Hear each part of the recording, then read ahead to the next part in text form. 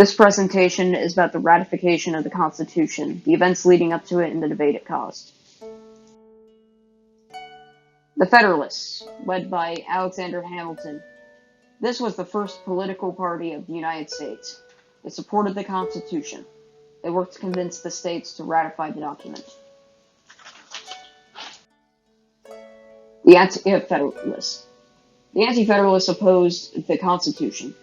They complained the new system threatened liberties and failed to protect individual rights.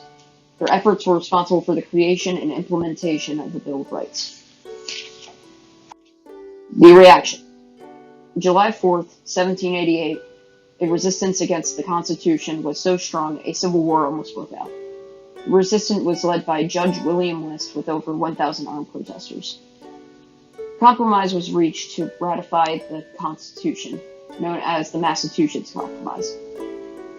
The next 5 states to ratify the Constitution: New Hampshire, Virginia, and New York. The Constitution was enacted within the 10 amendments immediately ratified, known as the Bill of Rights.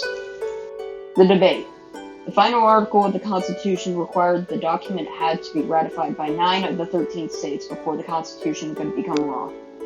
The copies of the Constitution were sent to each state for ratifying conventions to accept or reject it.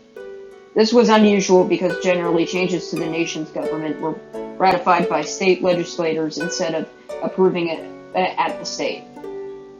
This avoided asking state legislators for approving the document. Legislators were not asked to relinquish their power.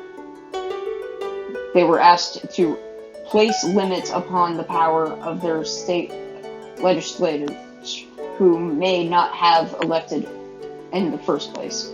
Because the new nation was in which the power was held by the people through their elected representatives, therefore the acceptance of the Constitution to the nation's citizens.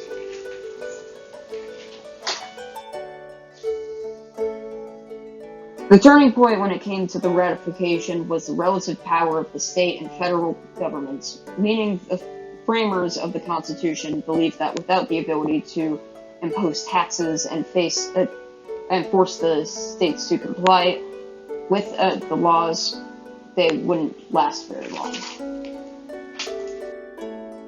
Less populated states favored the Constitution and the protection of the strong federal government.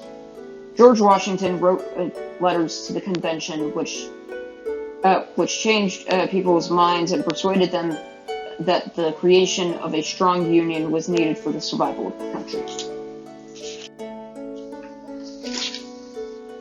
For those who were worried that the president might grow too ambitious, Alexander Hamilton wrote in Federalist No. 68, assured that placing the leadership of the country in the hands of one person is not dangerous, and that electors from each state would select the president.